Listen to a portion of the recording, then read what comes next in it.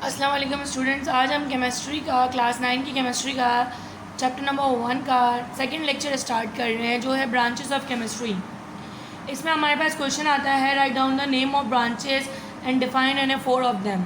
कभी कभी वो लिख देते हैं एन ए 4 ऑफ देम, कभी कभी आपको नाम बता देते हैं कि एनालिटिकल, इंडस्ट्रियल, पॉलीमेरिक, कोई सी भी डेफिनेशन हमें दे देता है लिखने के लिए।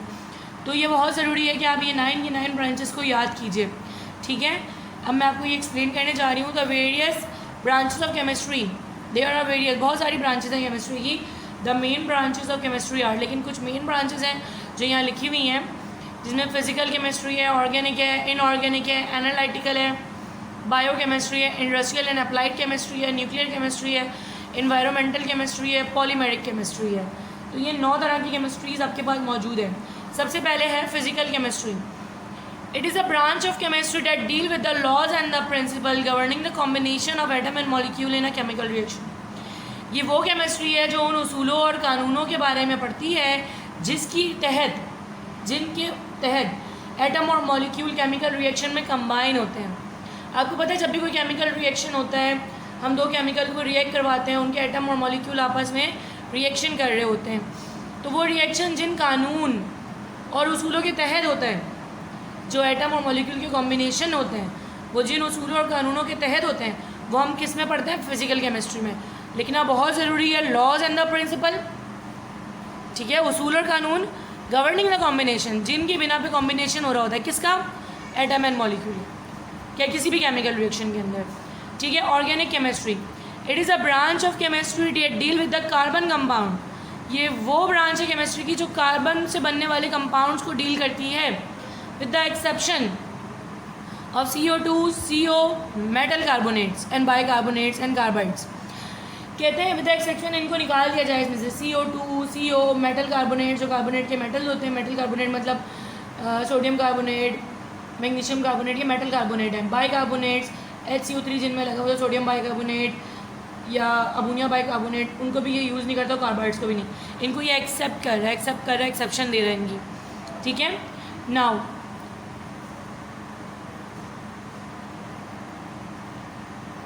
Actually it is the chemistry of hydrocarbon and their derivative. ये जो केमिस्ट्री है, ये हाइड्रोकार्बन और उसके डेरिवेटिव्स की है। मतलब हाइड्रोजन और कार्बन से मिलने वाले कंपाउंड्स, जितने भी कंपाउंड्स होते हैं वो हाइड्रोजन और कार्बन पे बेस करते हैं। Most of consumer product are organic in nature. ज़्यादातर जो कंज्यूमर प्रोडक्ट होते हैं, वो तमाम जो भी हम यूज़ करते हैं खाने पीने के लिए, वो ऑर्गेनिक नेचर के होते हैं। आप इसकी 2 डेफिनेशन है, ये कार्बाइड से है और एक इट इज़ से लेके यहाँ नेचर तक है, ठीक है। दोनों में से आप कोई सी भी कर सकते हैं। It is a branch of chemistry that deal with the chemistry of element and their compound. ये वो ब्रांच है केमिस्ट्री की जो एलिमेंट और उनके कंपाउंड से रिलेट करती है। Generally obtain from non living organism, मतलब ये उन चीज़ों से, बेजान चीज़ों से मिलने वाले ऑर्गेनिज्म होते हैं। नॉन लिविंग ऑर्गेनिज्म का मतलब है बेजान चीज़ों से हासिल होने वाले एलिमेंट्स और कंपाउंड। उनको हम किस में पढ़ते हैं? इनऑर्गेनिक केमिस्ट्री में। ऑर्गेनिक में जाहिर सी बात है लिविंग कंपाउंड्स के बारे में पढ़ते हैं। जैसे कि मैंने आपको बताया था पीछे कि आपके पास जो है बर्जीलियस ने जो है लिविंग और क्या कहते हैं, इनऑर्गेनिक और ऑर्गेनिक कंपाउंड को डिफरेंट किया था, ठीक है। ये लिखा हुआ था आपके पास, बर्जीलियस ने इनऑर्गेनिक और ऑर्गेनिक कंपाउंड को सेपरेट किया था उनके ओरिजिन के हिसाब से, ऑर्गेनिक और इनऑर्गेनिक की शक्ल में, ये नॉन लिविंग और ये लिविंग ऑर्गेनिक, नॉन लिविंग और ये लिविंग ऑर्गेनिज्म के हिसाब से। अब आपके पास है एनालिटिकल केमिस्ट्री।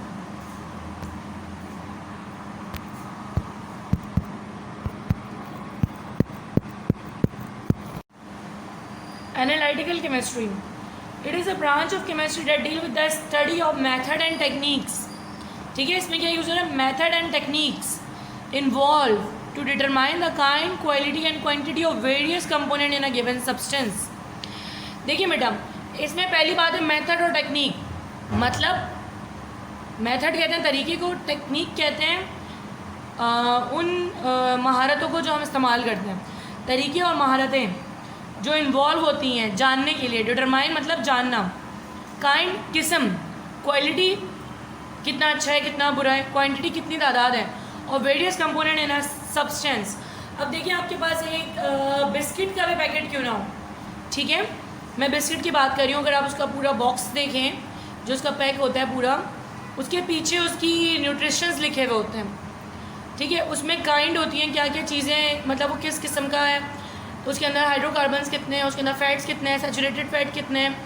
तो ये तमाम चीज़ें जो हैं हम एनालिटिकल केमिस्ट्री में इसको स्टडी करते हैं कि किसी भी सब्सटेंस की अंदर मौजूद जो कंपोनेंट्स हैं उसकी काइंड, क्वालिटी और क्वांटिटी हम बता सकें कितना परसेंट क्या है, कितना परसेंट क्या है। तो ये तमाम चीज़ें एनालिटिकल केमिस्ट्री आजकल हर प्रोडक्ट में इस्तेमाल होती है, इसकी भी बहुत डिमांड है। सिर्फ मैं खाने पीने की अशिया की बात नहीं कर रही हूँ, मैं डिफरेंट चीज़ों की बात कर रही हूँ। कोई एक केमिकल है तो उसके अंदर भी होता है कितना एसिडिक है, कितना बेसिक है, कितने डिफरेंट इसके अंदर चीज़ें मौजूद हैं, तो वो सब हम एनालिटिकल केमिस्ट्री के अंदर पढ़ते हैं। Biochemistry, it is the branch of chemistry that deal with the compound of living organism. मतलब बायोकेमिस्ट्री में हम जानदार होते हैं, प्लांट, एनिमल और लिविंग, जितने भी लिविंग बॉडी से ली हुई हमारी जो भी उनके पार्ट्स होते हैं उनकी स्टडी को हम बायोकेमिस्ट्री में करते हैं। जैसे ब्लड हो गया, ब्लड के सैंपल्स हैं, उसका HP लेवल, उसके अंदर कितना पोटेशियम है, कितना क्या है, ये सब हम बायोकेमिस्ट्री में करते हैं। बायोकेमिस्ट्री रिलेट करती है प्लांट्स, इंसान, एनिमल्स, इन सब की बॉडी के अंदर के पार्ट्स की स्टडीज़ के बारे में, जो हम इंसान या प्लांट या एनिमल्स की बॉडी के अंदर के केमिकल्स के बारे में स्टडी कर रहे होते हैं, क्योंकि हमारी बॉडी के अंदर भी डिफरेंट केमिकल्स मौजूद होते हैं। सोडियम भी होता है, पोटेशियम भी होता है, उसमें ब्लड के अंदर आयरन भी होता है। तो ये तमाम एलिमेंट्स केमिस्ट्री के अंदर हम स्टडी करते हैं जो हमारी बॉडी के अंदर भी होते हैं। तो हम इन सबको स्टडी करने के लिए बायोकेमिस्ट्री का इस्तेमाल करते हैं। Industrial chemistry, it is a branch of chemistry that deal with the study of different chemical process involve in a chemical industry. इसमें हम उन तमाम केमिकल प्रोसेस के बारे में पढ़ते हैं जो केमिकल इंडस्ट्रीज़ के अंदर होते हैं। For the manufacturing of scientific product like glass, cement, paper, soda ash, fertiliser, medicine, ये तमाम जो प्रोडक्ट हैं ये केमिकल प्रोडक्ट कहलाते हैं। सीमेंट हो गया, फर्टिलाइज़र हो गया, मेडिसिन हो गया, तो इन सब के बारे में हम इंडस्ट्रीज़ के अंदर, डिफरेंट केमिकल इंडस्ट्रीज़ के अंदर जहाँ इनकी मैन्युफैक्चरिंग हो रही होती है, हम इंडस्ट्रियल केमिस्ट्री को अप्लाई करते हैं। इसके बाद आपके पास आता है nuclear chemistry. It is a branch of chemistry that deal with the study of changes occurring in the nuclei of an atom. Atom के न्यूक्लियस के अंदर होने वाले तमाम चेंजेस को हम न्यूक्लियर केमिस्ट्री में पढ़ते हैं। Combined by the emission of invisible radiation. जब भी हम न्यूक्लियाई ऑफ एटम को पढ़ते हैं या उसको ब्रेक करते हैं, उसका जो उसकी फ्यूजन होता है, उसके अंदर रेडियो आइसोटॉप्स, रेडियो रेज निकलती हैं, रेडियो एक्टिविटी जो भी होती है न्यूक्लियस के अंदर होती है। जब एक न्यूक्लियस ब्रेक हो जाता है तो उसमें से रेडिएशंस निकलती हैं, उन तमाम को भी हम केमिस्ट्री के अंदर पढ़ते हैं। ठीक है, न्यूक्लियर केमिस्ट्री को हम न्यूक्लियर कहते हैं, इसको न्यूक्लियर एनर्जी को हम फिजिक्स में ही पढ़ते हैं, इसको हम केमिस्ट्री में पढ़ते हैं। लेकिन क्योंकि ये एटम से रिलेट करती है, न्यूक्लियर पावर न्यूक्लियस से ही निकलती है किसी भी एटम के, तो एटम की मेन स्टडी का जो एरिया है वो केमिस्ट्री है। केमिस्ट्री में हम डिफरेंट एलिमेंट को, के एटम को, स्ट्रक्चर को पढ़ते हैं, तो इसमें हम उसकी न्यूक्लियस की स्टडी करते हैं, उससे निकलने वाली रेडिएशन की भी स्टडी करते हैं। Environmental chemistry, that is very important. It is a branch of chemistry that deal with the study of the interaction of chemical material and their effect on the environment. अब हम different chemical materials के बारे में पढ़ते हैं और उनके हमारे इर्द गिर्द के माहौल पर जो असरात होते हैं उनके बारे में पढ़ते हैं। एनिमल्स में भी, प्लांट्स में। देखा आपने, फैक्ट्रीज़ वगैरह जो होती हैं वो नॉन रेसिडेंशियल एरियाज़ में होती हैं, उन एरियाज़ में नहीं बनाई जाती जहाँ लोग रह रहे होते हैं, क्योंकि केमिस्ट्री के अंदर से केमिकल इंडस्ट्रीज़ में से ऐसी आलूदगी वाली हवा निकल रही होती है जो इंसानी ज़िंदगी के लिए बहुत ख़तरे का हामिल होती है, पोल्यूशन और हाइजीन क्रिएट करती है। ये personal hygiene, pollution, health hazard are important area of environmental chemistry. इसको स्टडी करने के मेन मकासद ये होते हैं कि हम किस तरह इसके बैड इफ़ेक्ट से बच सकते हैं। अब कहते हैं जो फैक्ट्रीज़ में से निकलने वाला खाम मटेरियल होता है, मतलब जो रेसिड्यू निकल रहा होता है, मशीनों के अंदर से ख़राब ऑयल निकल रहा होता है या बे प्रोडक्ट निकल रहा होता है, उनको लोग रोडों पे बहा देते हैं, तो वो पूरे इलाका मकीनों के लिए ख़तरनाक हो जाता है। तो क्या करते हैं, ऐसी फैक्ट्री को दरिया या समुद्र के करीब बनाया जाता है ताकि तमाम बे प्रोडक्ट जो है हम साथ समुद्र में ज़ाया कर दें, लोगों को उससे फ़र्क ना पड़े। तो एनवायरमेंटल केमिस्ट्री में इन्हीं तरह के तमाम हैज़र्ड्स के बारे में पढ़ा जाता है और उनसे बचने की कोशिश करवाई जाती है। Polymeric chemistry, it is a branch of chemistry that deal specially with the study of polymerisation. ये वो ब्रांच है केमिस्ट्री जिसमें हम प्लास्टिक प्रोडक्ट के बारे में पढ़ते हैं। पॉलीमराइजेशन मतलब थैलियाँ बनाने का अमल होता है।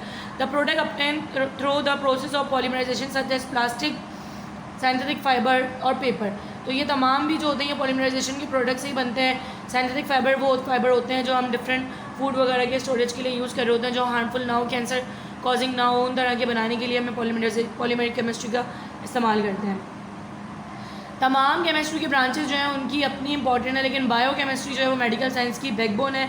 इन्वायरमेंटल केमिस्ट्री जो है वो हमें बताती है environment composition and how can protect it environment from environmental hazard, और एक बंदा अपने एनवायरमेंट को किस तरह से एनवायरमेंटल हैजर्ड से बचा सकता है। Industrial chemistry help in manufacturing of the industrial product and there uses. Industrial chemistry मदद करती है इंडस्ट्रियल प्रोडक्ट बनाने में, उनकी इस्तेमाल करने में। Analytical chemistry is important to analysis of biological analytical chemistry is important to understand the composition of a compound, quality of product, and analysis of biological sample such as water, milk, urine, blood, soil, and use of research such as chromatography and spectroscopy। तो ये different analytical chemistry की जो uses हैं जिसमें हम composition किसी भी compound की या बायोलॉजिकल सैम्पल की, या इसमें और दो ब्रांचेस निकलती हैं, एक क्रोमेटोग्राफी और एक स्पेक्ट्रोग्राफी, उसमें भी इसका इस्तेमाल होता है। Nuclear chemistry provides a radio isotope for the treatment of many diseases. Radio isotope से हम बहुत सारी बीमारियों के का इलाज करते हैं, वो भी हम आगे रेडियो एक्टिविटी वाले चैप्टर में पढ़ेंगे, such as cancer, and also give atomic energy to the benefit of mankind, और ये हमें एटॉमिक एनर्जी भी देती है जिससे हमने एटम बम वगैरह इंट्रोड्यूस करवाए हैं। ये थी हमारी ब्रांचेस ऑफ केमिस्ट्री। अब हम पढ़ेंगे साइंटिफिक अप्रोच इन केमिस्ट्री। देखिए, साइंटिफिक अप्रोच का मतलब है कि हम किसी भी साइंटिफिक तरीके से किसी भी चीज़ पे काम किस तरह से करते हैं, कौन कौन से स्टेप्स उसमें शामिल होते हैं। Over the years science has develop through a series of discovery which started off as observe natural phenomena. Start किया साइंस को हमने स्टडी करना जब हमने नेचुरल फिनोमिना को ऑब्जर्व करना शुरू किया, which had to be explain, जो हमने बाद में एक्सप्लेन किया। This was done by using scientific method and systematic manner. हम साइंटिफिक मेथड को एक सिस्टमेटिक ऑर्डर में इस्तेमाल करते गए, मतलब बारी बारी। जो इनकी सीरीज, सबसे पहले होता है ऑब्जर्वेशन। क्या होता है, हम किसी भी चीज़ पे गौर करते हैं, मुशाहिदा करते हैं, उसमें से मालूमात इकट्ठा करते हैं। Different people observe a phenomena in different way. हर इंसान का किसी भी चीज़ को देखने का नज़रिया अलग होता है। Some of us observe something very critically to extend from which a new point. हम में से लोग ऐसे होते हैं जो बहुत ज़्यादा नुक्ता चीनी करके किसी चीज़ को देखते हैं और उसमें से एक नया नुक्ता निकालते हैं, न्यू पॉइंट पे पहुंच जाते हैं। Observation is a basic tool to go for elaboration of phenomena, but it may vary from person to person according to it own skill of एलोब्रेशन।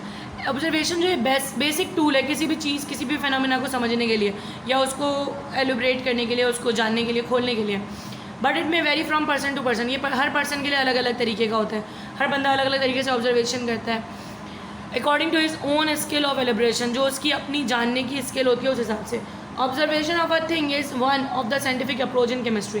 किसी भी चीज़ की ऑब्जर्वेशन करना ये फर्स्ट अप्रोच है साइंटिफिक केमिस्ट्री की। सबसे पहले हम इसे केमिस्ट्री में ऑब्जर्वेशन करते हैं किसी चीज़, hypothesis. Then a phenomena is observe. जब भी हम किसी चीज़ को ऑब्जर्व कर लेते हैं, जैसे कि एक टेबल है, वो रखे रखे ख़राब हो रही है, कुछ खा रहा है, उसको हमने ऑब्जर्व किया, ये टेबल यहाँ रखी हुई है, इसके अंदर कोई चीज़ है जो इसको खाई जा रही है और इसके ये यहाँ से खाली होता जा रहा है, इसका सरफेस समझ लें टेबल का सरफेस है, कोई चीज़ खा रही है, यहाँ से खाली होता जा रहा है। पहले मैंने इसको ऑब्जर्व किया, फिर मैंने बहुत से तरीके से इसको देखा, क्या चीज़ खाली होगी, क्या पता कोई चीज़ गिरी हो इस पर तो ये टूट गया हो, क्या पता कि किसी कीड़े ने इसको खाया हो, क्या पता कि किसी बच्चे ने इसको तोड़ा हो। तो डिफरेंट चीज़ें हम इस पर ऑब्जर्व कर सकते हैं। फिर हम देखेंगे बार बार कि ये निशान इसमें भी है, एक और टेबल में भी है, क्या वजह हो सकती है। फिर हम एक हाइपोथेसिस क्रिएट करेंगे। When a phenomena is observe, जब एक फिनोमेना ऑब्जर्व कर लिया जाता है, scientist pounder over it and carry out relevant experiment. Scientist जो होते हैं उसके ऊपर परेशान हो जाते हैं और उसके ऊपर एक्सपेरिमेंट करते जाते हैं, डिफरेंट तरीके से करके देखते हैं। Receive through of the data and arrive at a possible explanation of the nature of phenomena. वो क्या करते हैं, बहुत सारा डेटा गैदर करते हैं कि किन किन तरीक़ों से ये हुआ होगा, फिर एक तरीके पे पहुंचते हैं कि हाँ ये इस तरीके से हुआ होगा। This explanation which is only a trial and idea is called hypothesis. वो उनकी हाइपोथेसिस कहलाती है। जैसे कि मैंने बोला कि किसी ने इसको तोड़ा होगा, तो ये मेरा हाइपोथेसिस होगा। It may or may not undergo a change as a result further investigate. ये जब तक चेंज नहीं होगा, जब तक हम इसको मज़ीद इन्वेस्टिगेशन नहीं करेंगे और कोई दूसरी नॉलेज इससे बेहतर हमें इस पर नहीं मिलती, जब तक मेरा यही हाइपोथेसिस रहेगा कि ये जो है किसी बच्चे ने ही तोड़ा होगा। And accumulate of more knowledge और फैक्ट। अब फिर क्या होता है, कोई और जो होता है वो इसी पे एक और हाइपोथेसिस देता है कि नहीं कोई कीड़ा है जो इसको खा रहा है, क्योंकि ऐसा नहीं हो सकता कि तुम्हारे घर में भी टेबल ऐसे ही टूटा और मेरे घर में भी ऐसे ही टूटा है, बच्चा सेम जगह तो नहीं तोड़ेगा। ये बात तो सही नहीं है कि बच्चे ने ही तोड़ा है। तो अब ये नया हाइपोथेसिस आ गया। तो वो हाइपोथेसिस क्या हुआ, दो हाइपोथेसिस हो गए। अब दोनों हाइपोथेसिस को चेक किया जाएगा, जिसकी वैलिडिटी पाई जाएगी उसको थ्योरी बना दिया जाएगा। देखिए कैसे, the scientist convey his hypothesis to other worker of the same field. जो सारे एक ही चीज़ पे काम कर रहे होते हैं वो आपस में इसको डिस्कस करते हैं फॉर फर्दर एक्सपेरिमेंटेशन, फिर मिलकर इस पर एक्सपेरिमेंट करते हैं। When the hypothesis is supported by a large amount of different type of observation and experiments, फिर क्या होता है, हाइपोथेसिस को मद्देनजर रखते हुए डिफरेंट ऑब्जर्वेशन और एक्सपेरिमेंट किए जाते हैं, then it become a theory. फिर वो क्या बन जाती है, एक थ्योरी। जब बहुत सारे साइंटिस्ट मिलकर उसको जो है प्रूव करते हैं। Scientifically acceptable idea principle to explain a phenomena, छोटी सी डेफिनेशन थ्योरी के साइंटिफिकली एक्सेप्टेबल आइडिया और प्रिंसिपल। जो साइंटिफिकली एक्सेप्टेबल आइडिया होता है, मतलब एक्सपेरिमेंट से एक्सेप्ट हो जाता है, वो थ्योरी बन जाता है। क्या बन जाता है, a good theory predict new fact, unravel new relationship between natural occurring phenomena. जो अच्छी थ्योरी होती है वो नए फैक्ट को प्रिडिक्ट करती है कि ऐसा हुआ है तो ऐसा भी हो सकता है, ठीक है, प्रिडिक्ट करती है और रिलेशन बनाती है कि इसका ताल्लुक इस चीज़ से भी है। साइंटिफिक लॉ क्या होता है, a theory which is tested again and again. वो थ्योरी जो बहुत सारे साइंटिस्ट ने सही मानी थी, फिर उसको टेस्ट किया जाता है, एक मुल्क में नहीं बल्कि और कई मुल्कों में टेस्ट किया जाता है, और अगर वो सही साबित हो जाती है, which is tested again and again found to fit the fact, और वो फाउंड करती है उस फैक्ट को, जो हमने फैक्ट मालूम किया होता है उसमें फिट आ रही होती है बराबर, फ्रॉम विच वैलिड प्रिडिक्शन में बी मेड, जिससे आप आने वाले वक्तों के लिए बेहतरीन प्रिडिक्शन कर सकते हैं कि इसमें ये दीमक लगी है, दीमक ने इसको खाया है और ये दूसरी चीज़ों में भी लग सकती है। तो ये वैलिड प्रिडिक्शन है, इसका हम किस तरह से सीधे बात कर सकते हैं, किस तरह इसको रोक सकते हैं, किस तरह से इससे प्रिवेंशन हासिल कर सकते हैं। तो ये बन जाता है साइंटिफिक लॉ, जब वो प्रूव हो जाता है सही है। अब मैं आपको कुछ बताऊंगी, ये था साइंटिफिक अप्रोच का तरीका। आपके पास ऑब्जर्वेशन, हाइपोथेसिस, थ्योरी, एक्सपेरिमेंट्स और साइंटिफिक लॉ, ये पांचों चीज़ें मिलकर बनाती हैं। लेकिन आपके में 4 लिखे हैं तो आप 4 ही लिखेंगे, इसको याद करेंगे अपने नोट्स में से। However, not all hypotheses and theories pass successfully to become a scientific law. तमाम हाइपोथेसिस और थ्योरी पास नहीं होते सक्सेसफुली कि वो साइंटिफिक लॉ बन जाए। हर थ्योरी और हाइपोथेसिस, ना हर हाइपोथेसिस थ्योरी बनता है, ना हर थ्योरी लॉ बनती है। हाइपोथेसिस को थ्योरी बनने के लिए वैलिड प्रूफ होना पड़ता है, सही साबित होना पड़ता है। फिर उसके बाद थ्योरी को बार बार चेक करके एक ही रिजल्ट देना होता है, जब वो जाके लॉ बनता है। Some may sound very convincing and be supported by mathematical calculation but are very difficult to prove experimentally. कुछ चीज़ें जो है वो बहुत कन्विंसिंग होती है, सही लग रही होती है, लेकिन वो एक्सपेरिमेंटली प्रूव नहीं हो पाती। This is the invariability due to the material under investigation और the lack of the suitable working equipments. ये इस वजह से भी होता है कि हमारे पास जो है इसकी इक्विपमेंट्स नहीं होती हैं, हमारे पास औजार नहीं होते हैं कि हम इन तमाम एक्सपेरिमेंट को कर सकें। Technical example of is Avogadro's hypothesis. Avogadro number जो है वो भी हाइपोथेसिस है which is not been prove conclusively, ये अब तक प्रूव नहीं हुआ, या did is accepted Avogadro law, लेकिन उसको हमने एवोगैड्रो लॉ किया हुआ है क्योंकि हम उसे फाउंड या एक्सपेरिमेंटली प्रूव नहीं कर सकते, मगर फिर भी उसको लॉ बना दिया गया है। Science cherish all forms of idea and proposal. Science जो है हर आइडिया और प्रपोजल को एक्सेप्ट करता है और उसको जो है अहमियत देता है। Even obsolete idea are keep as reference, और जो बेकार आइडिया होता है उनको भी रेफरेंस के तौर पर रख लिया जाता है। It is said that is no end of knowledge. Knowledge कभी खत्म नहीं होता। Development is a science to may have no limits. Science की डेवलपमेंट के कोई लिमिट्स नहीं है। ये आपका चैप्टर आज 1 कंप्लीट हो चुका है। आप इसकी अब लर्निंग स्टार्ट करेंगे, जिस तरह से आपको कहा जाएगा वो हम आपको नेक्स्ट वीडियो में बताएंगे।